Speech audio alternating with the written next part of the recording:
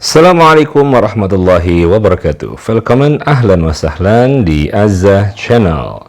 Merupakan media berbagi ilmu, informasi, dan kebahagiaan untuk kita semua, mudah-mudahan bermanfaat. Terkhusus hari ini saya ingin memberikan pembelajaran jarak jauh untuk anak-anakku kelas 8 ya. Pembahasan kita kali ini adalah mengenai meyakini kitab-kitab Allah dan mencintai Al-Quran. Bab ini termasuk bab kedua dalam semester pertama ini ya. Ini dari buku pemerintah, masuknya di bab 1 ya. Waktu itu Bapak membuatnya, iman kepada kitab-kitab Allah, yang merupakan rukun iman yang ketiga dari rangkaian rukun iman yang 6. Anak-anakku yang dirahmati Allah Subhanahu wa taala, meyakini kitab-kitab Allah atau mencintai Al-Quran secara spesifik ya, itu mengajarkan kita melalui Al-Quran tadi untuk mengimani juga bahwa Allah Subhanahu wa taala telah menurunkan kitab-kitab sebelumnya ya, yaitu kitab Taurat, kitab Zabur, dan kitab Injil, dan disempurnakan yang terakhir melalui baginda Nabi Muhammad SAW, yaitu melalui kitab suci Al-Quran sebagai mukjizat penutup para nabi. Beriman kepada 3 kitab sebelumnya ya, mengimani untuk mempelajari, memahami sejarahnya, meyakini turunnya kepada nabi-nabi yang terkait ya, sehingga muncullah nantinya sifat yang diinginkan dari keimanan ini. Kita toleran dan menghargai pemeluk agama lain sebagaimana dicontohkan oleh baginda Nabi Muhammad SAW. Kemudian beriman kepada Al-Quran, mempelajarinya, sejarahnya, meyakini keberadaannya. Tugas kita selaku umat pilihan Allah Subhanahu wa taala, umat akhir zaman, membacanya adalah merupakan perintah ya, wajib. Innalladzi farada 'alaikal Qur'an. Kemudian memahaminya dan menjadikannya sebagai pedoman hidup. Artinya bukan hanya paham, mengetahui saja, tapi mengimplementasikannya dalam kehidupan sehari-hari. Itulah ya taklif atau mukallaf karena kita menjadi seorang muslim. Nah, anak-anakku yang dirahmati Allah Subhanahu wa taala, sehingga muncullah sikap mulia ketika kita mengimani Al-Qur'an sebagai keimanan kita di dalam rukun iman yang 6 yang kita pahami bersama-sama. Maka muncullah sifat mencintai Al-Qur'an, maka akan mendorong kita untuk rajin beribadah, kemudian rajin beramal soleh, dan pastinya kita akan menjauhi maksiat. Intinya adalah ini adalah bukti ketakwaan kita kepada Allah Subhanahu wa taala. Takwa itu apa? Melaksanakan perintah Allah dan menjauhi seluruh larangan Allah Subhanahu wa taala. Baiklah, mari kita renungkan bersama ya. Kita pelajari bersama mengenai pengertian iman kepada kitab-kitab Allah Subhanahu wa taala.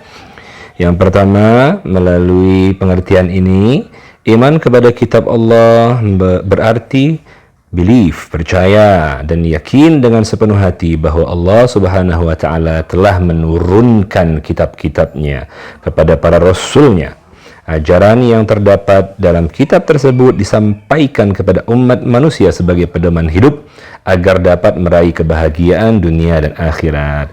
Insyaallah kita semua ingat bahwa dalam 4 sifat wajib kenabian itu adalah sidik, amanah, tabligh, fatona. Yang ketiga tabligh, yaitu menyampaikan.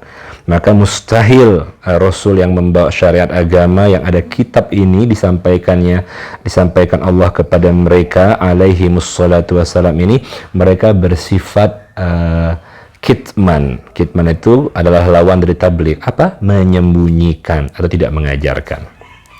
Anak-anakku yang dirahmati Allah Subhanahu wa taala, sebagaimana telah sampaikan di opening tadi bahwa kitab-kitab Allah Subhanahu wa taala itu terdiri dari 1 Taurat, yang kedua Zabur, yang ketiga Injil, yang keempat Al-Qur'an. Mari kita telaah bersama-sama one by one ya tentang kitab-kitab Allah Subhanahu wa taala tersebut. Dalil tentang keimanan kepada kitab-kitab Allah Subhanahu wa taala di dalam Al-Qur'an bisa kita lihat dalam surat Al-Maidah ayat 16 ya, chapter 16. A'udzu billahi minasyaitonir rajim. Bismillahirrahmanirrahim. yahdi bihillahu man ittaba'a ridwanahu subulas salam wa yukhrijuhum minadh dhulumati ilan nur biiznihi wa yahdihim ila siratim mustaqim. Artinya, dengan kitab itulah Allah memberikan petunjuk kepada orang yang mengikuti keridhaannya ke jalan keselamatan. Dan dengan kitab itu pula Allah mengeluarkan orang itu dari kegelapan atau gelap gulita kepada cahaya dengan izinnya dan menunjukkan ke jalan yang lurus. Surat Al-Maidah ayat 16. Al-Maidah itu surat kelima. Anak-anakku yang dirahmati Allah Subhanahu wa taala, yang pertama, kitab-kitab yang dimaksud tadi yang Bapak bacakan ayatnya adalah kitab yang pernah diturunkan Allah yang terdahulu, yang paling awal, yang paling lama, ya. Adalah yang pertama kitab suci Taurat. Kitab suci Taurat diturunkan pada abad ke-12 sebelum Masehi, yang diwahyukan kepada Nabiullah Musa alaihi salatu wassalam di Bukit Sinai atau Gunung Tursina. Kita ingat ya, di dalam surat At-Tin, Wat-Tini Waz-Zaitun, wa Turi Sinin. Nah, ini wa Turi Sinin, wa hadzal baladil amin. Wa Turi Sinin, Gunung Sinai. Demi Gunung Sinai, kata Allah. Kenapa Allah bersumpah dengan Gunung Sinai? Karena di sini pernah terjadi diturunkan kitab suci yang pertama kepada Nabiullah Musa alaihi salatu wassalam. Nama Taurat itu memiliki arti hukum atau syariat. Pada saat itu Nabi Musa diutus oleh Allah Subhanahu wa taala berdakwah untuk siapa? Kepada bangsa Bani Israel. Oleh karena itu, tepat sekali kalau kita meyakini bahwa kitab Taurat diperuntukkan sebagai pedoman dan petunjuk hidup bagi kaum Bani Israel saat itu. Jadi, petunjuk khusus untuk Bani Israel saat itu saja. Adapun bahasa yang digunakan dalam kitab Taurat adalah bahasa Ibrani. Jadi inilah kitab suci yang pertama diturunkan kepada Bani Israel khusus, ya, kepada Nabi Musa alaihissalatu wassalam menggunakan bahasa Ibrani. Selanjutnya, dalil tentang kitab suci Taurat di dalam Al-Quran bisa kita lihat itu ada pada Quran surat Al-Mu'minun 23, surat ke-23 ayat 49, ya. Tis'ah wa arba'in. Mari kita baca bersama-sama. A'udzu billahi minasyaitonir rajim. Bismillahirrahmanirrahim. Wa laqad atayna Musal kitaba la'allahum yahtadun.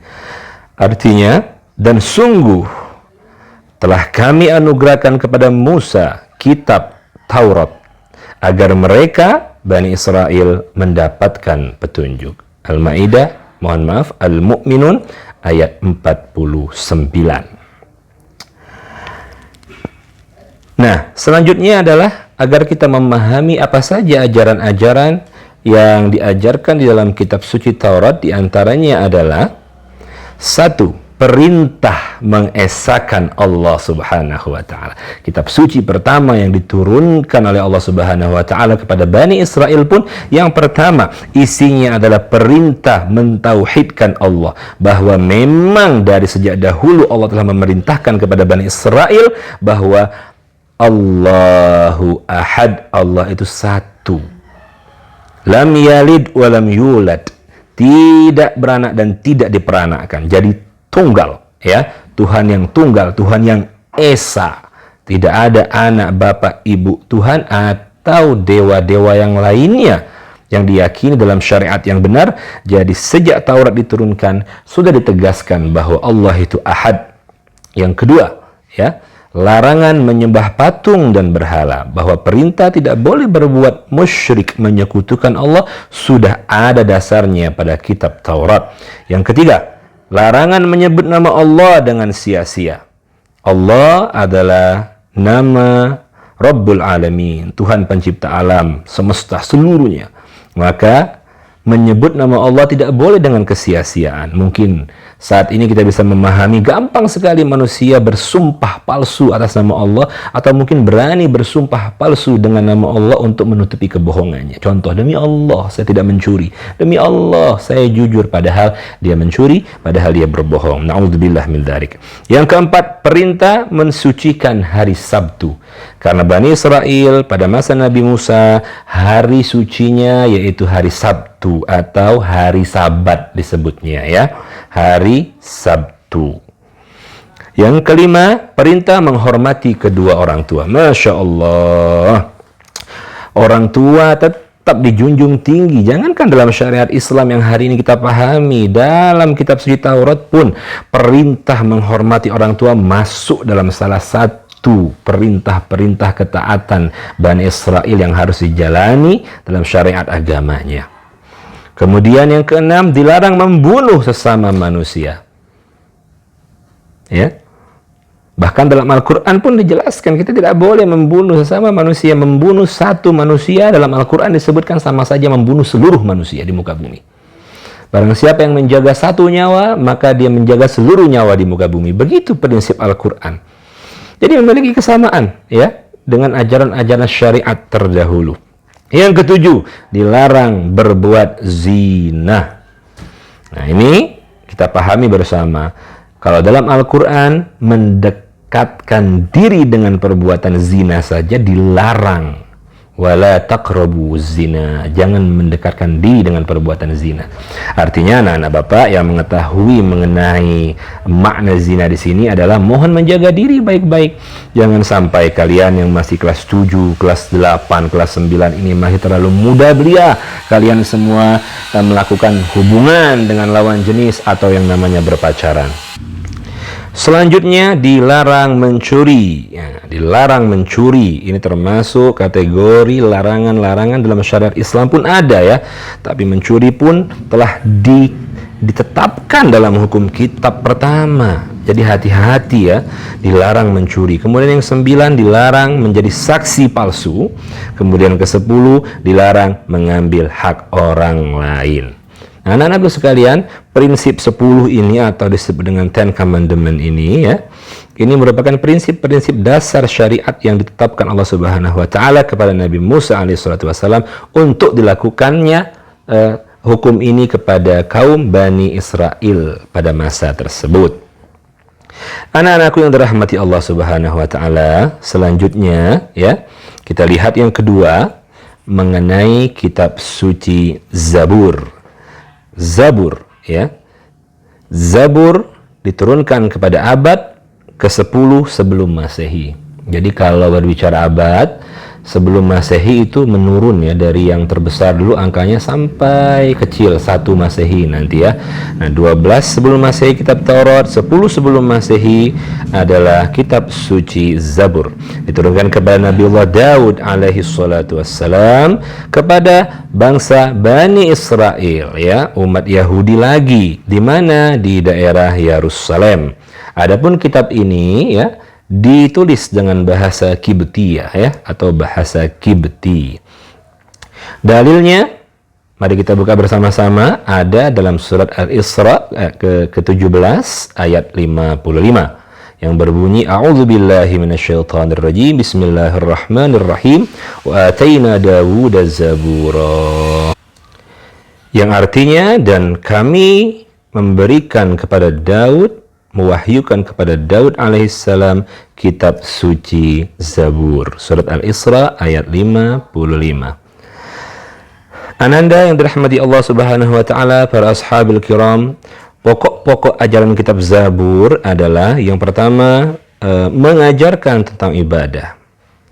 Kemudian yang kedua berisi tentang sajak keagamaan. Ini nanti akan berkaitan dengan banyak syair-syair ya. Kemudian di dalamnya yang ketiga ada doa individu. Yang keempat ada doa jamaah atau doa bersama. Yang kelima, keenam, dan ketujuh adalah qasidah, lantunan-lantunan ya. Lantunan untuk sang raja atau sang nabi, pujian maksudnya. Kemudian ada qasidah untuk Tuhan, syair-syair pujian untuk Allah Subhanahu wa taala, kemudian qasidah, syair-syair rasa syukur manusia gitu. Kemudian yang kedelapan ya berupa syair-syair ya yang banyak hari ini diubah menjadi nyanyian-nyanyian mungkin di agama saudara kita di gereja agama Nasrani. Kemudian yang kesembilan banyak berisi dengan doa-doa. Inti dari kitab Zabur adalah selain mengajarkan ibadah, banyak sekali berisi ayat-ayat, syair-syair, doa-doa ya, doa-doa yang dilantunkan untuk Allah Subhanahu wa taala dan para nabi. Kemudian yang ketiga, kitab suci yang ketiga adalah kitab suci Injil. Diturunkan kepada Nabi Isa alaihi salatu wassalam. Nabi Isa, Nabi ke-24 yang diimani oleh umat Islam dari 25 Nabi dan Rasul dalam rukun iman, ya, yang merupakan atau yang diturunkan kepadanya kitab suci Injil pada permulaan abad 1 Masehi. Jadi peralihan ya dari sebelum Masehi ke Masehi itu kalau dalam ilmu sejarah, dalam catatan sejarah itu dimulai pencatatan kalendernya itu sejak kelahiran Nabi Isa alaihi salatu wassalam. Kelahiran Nabi Isa itulah pencanangan tahun pertama atau tahun 1 ya, 1 Masehi. Sekarang tahun berapa Masehi? Sekarang tahun 2020 Masehi. Kitab Injil diwahyukan diturunkan sama di daerah Yerusalem kepada Nabi Isa alaihi salatu wassalam. Kitab ini ditulis pada awalnya dengan menggunakan bahasa Suryani. Ya, bahasa Suryani. Kemudian kitab ini menjadi pedoman bagi kaumnya Nabi Isa. Nabi Isa yaitu kaum Nasrani. Kenapa disebut Nasrani? Sebagian ulama saya merujuk banyak mengatakan disebut Nasrani karena dari daerah Nazaret. Jadi disebutnya Nasrani, ya. Nasrani atau yang kita kenal sekarang dengan saudara-saudara kita di negara kita ini yang beragama Katolik dan yang beragama Protestan, mungkin ada juga yang beragama Kristen Advent ya. Wallahu a'lam bishawab. Nah, anak-anakku yang dirahmati Allah Subhanahu wa taala, ketiga kitab suci ini ya, ketiga kitab suci ini adalah kitab suci yang diturunkan Allah Subhanahu wa taala kepada nabi-nabinya. Nah, sebelum melanjutkan kepada kitab suci terakhir, kita dengar dulu ini ada dalil tentang kitab Injil. Ada apa dalam Al-Qur'an? Ada. Ketiga kitab suci sebelumnya ada diulas termaktub firman Allah di dalam Al-Qur'an. Makanya Al-Qur'an disebut sebagai penyempurna kitab-kitab suci sebelumnya yang berbunyi seperti ini. A'udzu billahi minasyaitonir rajim. Bismillahirrahmanirrahim. Qala inni abdullah ataniyal kitaba wa ja'alani nabiyya. Ini salah satu ayat yang menjelaskan tentang kitab suci Injil yang diturunkan kepada Nabi Isa. Dan Nabi Isa berkata, sesungguhnya aku adalah hamba Allah. Dan ia Allah Subhanahu wa taala Tuhanku memberikan aku kitab ini Injil dan dia menjadikan aku seorang nabi. Ini Quran surah Maryam 19 ayat ke-30. Ayat ini pun termasuk dalam Al-Quran adalah ayat yang menolak kalau Nabi Isa ini diangkat menjadi Tuhan. Dalam Al-Quran sangat tegas menjelaskan bahwa Nabi Isa mengakui bahwa aku ini hamba Allah, bukan Tuhan. Aku diberikan kitab untuk mengajarkan kepada umatku dan dia menjadikan aku seorang nabi. Hanya nabi, bukan Tuhan. Sekali lagi, itu dalam keyakinan kita umat Islam, ya. Anak-anakku yang dirahmati Allah, ashabil kiram, berikut pokok-pokok ajaran kitab Injil. Yang pertama sekali lagi sebagaimana Taurat, sebagaimana Zabur, maka Injil pun seperti itu, yaitu perintah kembali mentauhidkan Allah, mengesakan Allah, tidak ada sekutu dari Allah Subhanahu wa taala. Kemudian yang kedua, membenarkan. Kitab suci Injil pun membenarkan adanya kitab-kitab terdahulu, di antaranya membenarkan kitab Taurat. Kemudian yang kedua, menghapus. Nah, kitab suci Injil menghapus hukum-hukum dalam kitab Taurat yang tidak lagi sesuai pada zamannya Nabi Isa. Kemudian yang keempat, menjelaskan di dalam Injil menjelaskan bahwa kelak akan datang kembali Rasul setelah aku, kata Nabi Isa alaihi salatu wassalam, yaitu Nabi Muhammad sallallahu alaihi wasallam. Ya Rabbal Alamin, sempurnanya ajaran syariat agama Allah ini sampai pada akhirnya baginda Nabi Muhammad sallallahu alaihi wasallam diturunkan kepadanya kitab suci Al-Quran sebagai mukjizat pokok. Diturunkan kepadanya pada abad ke-7 Masehi, mohon maaf. Abad ke-7 Masehi pada kurun waktu tahun 611 sampai dengan 632 Masehi, ya. Nabi Muhammad lahir pada tahun 570-an, sebagian ulama mengatakan, ada mengatakan 573, ya. Wahyu yang diturunkan 40 tahun kemudian. Kita tahu sejarahnya di Gua Hira, tepat di tahun 611. Itu adalah abad ke-7. Jadi kalau kita berbicara masalah abad ke-7 artinya tahunnya tahun 601 sampai 699, ya. Kitab Al-Quran merupakan kitab yang diturunkan Allah Subhanahu wa taala kepada baginda Nabi Muhammad sallallahu alaihi wasallam sebagai khataman nabiyyin, penutup para nabi, ya. Kitab suci Al-Quran diturunkan Allah Subhanahu wa taala sebagai penyempurna. Catat ya, penyempurna dan membenarkan kitab suci sebelumnya. Nah, anak-anakku yang dirahmati Allah, dalil tentang Al-Quran, ya, banyak sebenarnya kalau kita mengkajinya. Namun di sini Bapak ambil satu, ya. Ada dalam surat Ali Imran, surat ketiga, ayat ketiga. A'udzu billahi minasyaitonir rajim. Bismillahirrahmanirrahim.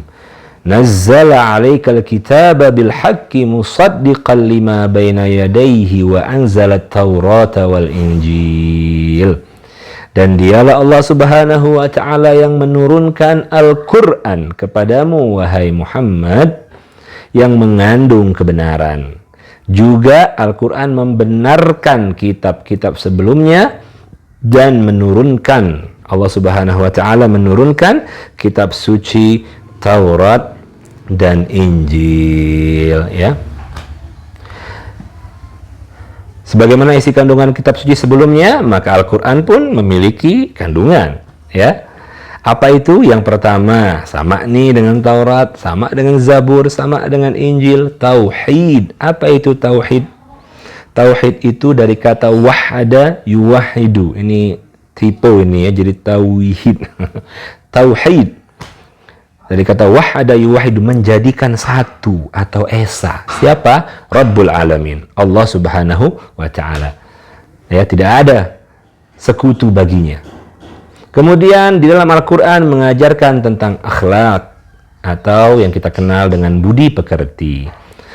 Dilanjutkan yang ketiga, berisi tentang ibadah, ya. Nanti ada fikih ibadah, perintah melaksanakan ibadah. Ibadah nanti kita kenal dalam rukun Islam, ya. Setelah syahadat ada salat, ada saum, ada zakat, ada haji, ada juga dengan muamalah. Apa muamalah itu? Apa yang keempat ini? Muamalah itu hukum-hukum fikih muamalah yang sosial, yang hablum minan nas, yang berhubungan dengan kehidupan duniawi, yang berhubungan dengan kehidupan horizontal, ya, kepada sesama manusia atau sama makhluk Allah Subhanahu wa taala. Kemudian yang kelima, di dalam Al-Qur'an berisi tentang tarikh, ya, tarikh, yaitu sejarah. Allah menceritakan sejarah umat-umat terdahulu. Allah menceritakan juga sejarah nabi-nabi terdahulu. Allah juga menceritakan penciptaan alam semesta. Allah juga menceritakan tentang surga dan neraka. Allah juga menceritakan tentang janji dan azabnya yang akan diterima oleh manusia jika mengingkari Allah Subhanahu wa taala. Nah, anak-anakku sekalian yang dirahmati Allah Subhanahu wa taala, Al-Qur'an sebagai kitab suci umat Islam, ya. Al-Qur'an merupakan kitab suci dari Allah Subhanahu wa taala yang terjamin kemurniannya. Maksudnya, sejak awal diturunkan sampai sekarang, bacaan Al-Quran dan isinya tidak mengalami perubahan sama sekali. Baik ditambah-tambahin, ya, atau ada penambahan maupun pengurangan. Sedangkan kita compare saja ya, kitab-kitab sebelumnya yang sekarang sudah tidak murni lagi. Kenapa? Karena sudah banyak perubahan. Kalau Al-Quran menjelaskannya seperti ini, kitab-kitab terdahulu itu telah diubah oleh tangan-tangan manusia yang memiliki kepentingan dalam hidupnya. Wallahu a'lam bishawab. Jadi bersyukurlah kita memeluk ajaran Islam dari orang tua kita, keturunan kita semuanya memeluk agama Islam yang benar-benar mentauhidkan Allah Subhanahu wa taala, yang memiliki ajaran yang murni, ajaran yang tidak dicampur tangankan dengan kepentingan dan kehidupan manusia. Baik. Kita lihat dalam Al-Quran secara naqli ya, termaktub dalam Al-Quran, Allah memberikan jaminan kepada kita semua tentang kemurnian Al-Quran ini. Ada dalam surat Al-Hijr, surat ke-15 ayat 9. A'udzubillahi minasyaitonirrajim. Bismillahirrahmanirrahim. Inna nahnu nazzalna dzikra wa inna lahu lahafizun. Sesungguhnya kamilah, kata Allah, yang menurunkan Al-Quran, dan pasti kami pula yang akan memeliharanya, memelihara Al-Quran Al-Karim sampai dengan hari akhir yaumul qiyamah. Anak-anakku yang dirahmati Allah Subhanahu wa taala, pada materi selanjutnya kita akan berbicara mengenai perbedaan antara kitab dan suhuf. Mungkin kalau di buku paket kurang ya penjelasan tentang ini, mungkin bisa dirujuk di buku pemerintah ya, buku BOS. Jadi Allah itu menurunkan kitab suci, ya betul, kitab 4 kepada 4 nabi yang tadi sudah kita ulas beserta kandungan-kandungannya dan sejarahnya. Tapi Allah juga menurunkan suhuf. Nah, ini apa nih makna suhuf secara detail? Nanti kita lihat penjelasannya lebih lanjut ya. Jadi Allah menurunkan kitab, Allah juga menurunkan suhuf. Apa perbedaan antara kitab dan suhuf? Ya, kalau kitab itu isinya adalah satu pokok ya, banyak tulisan lembaran syariat-syariat agama, sedangkan suhuf itu berupa lembaran-lembaran. Perbedaannya seperti itu ya. Kalau kitab merupakan satu pokok banyak perintah ya, dalam bentuk buku begitu mungkin ya. Kalau diartikan dalam kaidah bahasa Arab hari ini, seperti Al-Quran hari ini tebal begitu kan. Kalau suhuf itu lembaran. Suhuf itu lembaran-lembaran. Apa sih perbedaan antara kitab dan suhuf? Kitab isinya lebih lengkap. Kemudian kalau suhuf ada sebagian hukum yang tidak tercantum ya, karena tidak ada kaitan satu dengan yang lainnya. Kemudian yang kedua, apa perbedaannya? Bentuk kitab itu sudah dalam dibukukan. Nah, tadi sudah Bapak jelaskan ya, sudah dibukukan. Sedangkan suhuf itu masih berbentuk lembaran-lembaran yang terpisah. Bahkan dengan lembaran satu, lembaran kedua itu tidak ada kaitannya sama sekali. Jika turun satu hukum dalam lembaran kepada nabi tertentu, maka ya berlaku saat itu saja, sampai turun lagi selanjutnya, maka lembaran sebelumnya, perintah dalam lembaran sebelumnya itu maka telah selesai, tidak ada sangkut pautnya. Berbeda dengan kitab karena berkaitan antara satu dengan yang lainnya. Kemudian selanjutnya kitab biasanya berlaku lebih lama, betul. Taurat, Zabur, Injil berlaku masa sampai pada akhir kenabiannya. Bahkan Al-Quran berlaku sampai akhir zaman karena diturunkan kepada nabi penutup baginda Nabi Muhammad SAW dan sebagai mukjizat pokoknya ya. Tapi suhuf bagaimana? Sifatnya temporer, sifatnya sementara. Nah, anak-anakku yang dirahmati Allah Subhanahu wa taala, hikmah kita beriman kepada kitab-kitab Allah itu adalah satu, memberikan petunjuk kepada umat manusia mana yang benar, mana yang salah. Karena di dalam kitab-kitab tersebut diajarkan syariat, ketentuan agama agar manusia itu benar-benar menjadi manusia yang taat kepada Allah Subhanahu wa taala, yang dapat memakmurkan buminya Allah Subhanahu wa taala dengan perintahnya Allah Subhanahu wa taala, bukan dengan sekehendak hatinya. Jadi mengetahui nantinya manusia tersebut hidup mana yang benar, mana yang salah. Kemudian yang kedua agar kitab-kitab tersebut menjadi pedoman agar manusia tidak berselisih dalam menentukan kebenaran. Maka dalam agama Islam, apabila terjadi kebingungan, maka kembalikanlah kepada hukum Allah dan Rasul-Nya. Kita rujuk, kita lihat apa ketentuan Allah, apa ketentuan Rasul, apa ketentuan Allah Subhanahu wa Ta'ala. Sebagai akhir, kita pegang kesimpulan untuk memegang nilai kebenaran. Selanjutnya, kitab memberikan informasi sejarah mengenai orang-orang terdahulu. Sebagaimana dalam Al-Quran jelas tarikh isinya sejarah. Agar kita tidak mengulangi sifat-sifat orang-orang yang angkuh dan ingkar kepada Allah Subhanahu wa Ta'ala. Agar juga kita selalu mengistiqomahkan sifat-sifat yang dijanjikan Allah Subhanahu wa Ta'ala. Sifat-sifat baik yang pernah dilakukan oleh umat-umat terdahulu, yang dijanjikan surga apabila kita melakukan hal-hal tersebut. Kemudian selanjutnya, menyadarkan manusia betapa sayangnya Allah terhadap hamba dan makhluknya. Kitab tersebut banyak sekali mengulas tentang bukti cintanya Sang Khalik, Sang Pencipta kepada makhluknya. Kemudian hati manusia menjadi tenang dan tentram dengan kitab-kitab tersebut. Al-Quran, maka membacanya hati menjadi tenang, maka membacanya hati menjadi tentram, karena itulah bukti bentuk mukjizatnya Al-Quran yang diturunkan Allah Subhanahu wa Ta'ala. Kemudian selanjutnya, dengan beriman kepada kitab-kitab Allah, kita memiliki sikap toleransi yang tinggi, sebagaimana diajarkan oleh baginda Nabi Muhammad SAW. Sejak awal Nabi Muhammad mensyiarkan agama Islam, membawa ajaran Allah ini, maka nilai toleransi yang dibawa baginda Nabi Muhammad sangatlah jelas. Dari ajaran baginda Nabi Muhammad tadi sebagai suri tauladan kita, buktinya ada di negara kita tercinta Indonesia. Sejak dulu sampai hari ini, umat Islam duduk berdampingan, bertetangga dengan umat agama lainnya dengan rukun dan baik. Tidak ada dari ajaran agama kita itu menghalalkan untuk melakukan tindakan-tindakan intoleran.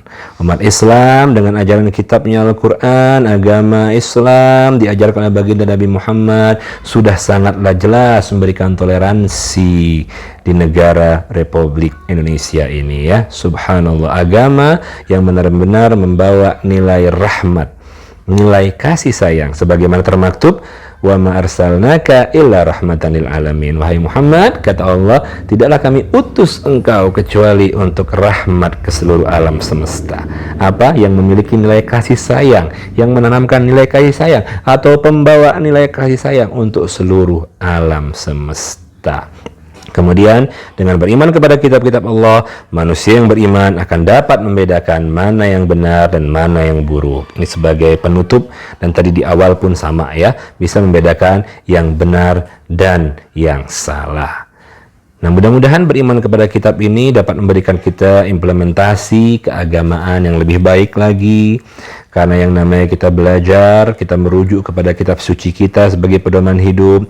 Di sana ada cara-cara beribadah, aturan main yang benar. Di sana ada larangan-larangan sebagai penjagaan diri kita dalam kehidupan kita hari ini dan kepada masa yang akan datang, ya. Semua diajarkan. Dan uniknya, syariat agama Allah yang diturunkan sejak Taurat, Zabur, Injil, dan Al-Quran semuanya sama, yaitu memiliki nilai tauhid yang mengesahkan Allah Subhanahu wa Ta'ala. Jika muncul di benak pertanyaan, lantas sekarang kenapa agama-agama selain Islam kebanyakan tidak bertauhid lagi? Wallahu alam. Bapak hanya bisa menjawab, itulah yang Bapak maksud, bahwa ajaran-ajaran agama sebelumnya banyak dipengaruhi oleh tangan-tangan manusia yang berkepentingan, sehingga merubah sejarah, merubah bunyi-bunyi ayat-ayat dari kitab-kitab sebelumnya, sehingga menjadi pembenaran hari ini yang memiliki nilai-nilai banyak Tuhan beranak pinak, dewa-dewa, dan lain-lain. Wallahu a'lam bishawab. Intinya bersyukurlah kita sudah memeluk agama Islam. Intinya kita bersyukur juga sudah mukallaf sejak lahir. Banyak saudara-saudara kita yang mu'alaf baru masuk Islam, begitu kan, ya, perlu bimbingan. Tapi pada kenyataannya teman-teman kita yang baru masuk Islam kok mereka bisa lebih taat ya daripada kita yang mukallaf ini yang sudah sejak lahir. Kenapa? Mungkin motivasinya saja yang kurang ya. Jangan pernah kita meninggalkan syariat agama kita, jangan pernah kita meninggalkan ibadah kita. Bapak menganjurkan kitab suci Al-Quran rutinlah dibaca, per ain dibaca, atau yang sudah lancar tolong dibaca 1 halaman 40 ayat minimal itu ya. Kita baca dalam setiap harinya. Agar apa? Agar hati kita menjadi lembut. Nah, mudah-mudahan anak-anakku sekalian materi ini dapat diserap dengan baik, boleh diulang-ulang oleh kalian ya, dan menjadi pembelajaran, pembantu dalam pembelajaran jarak jauh ini, mengulas dari kitab-kitab suci Al-Quran. Dan Bapak ucapkan terima kasih bagi kalian yang bisa mengikutinya dari sejak awal Bapak menjelaskan sampai dengan akhir ya. Bukti juga bahwa kalian benar-benar totalitas dalam pembelajaran, sehingga nanti kalau ada hal-hal di akhir mengenai soal, kalian bisa menjawabnya dengan baik dan benar karena kalian sudah menuntaskan mengikuti materi ini dari menit awal sampai menit ke-35 lebih ini. Wallahu a'lam bishawab. Mari kita tutup dengan doa kafaratul majlis. Subhanakallahumma wa bihamdika asyhadu an la ilaha illa anta astaghfiruka wa atubu ilaik. Assalamualaikum warahmatullahi wabarakatuh.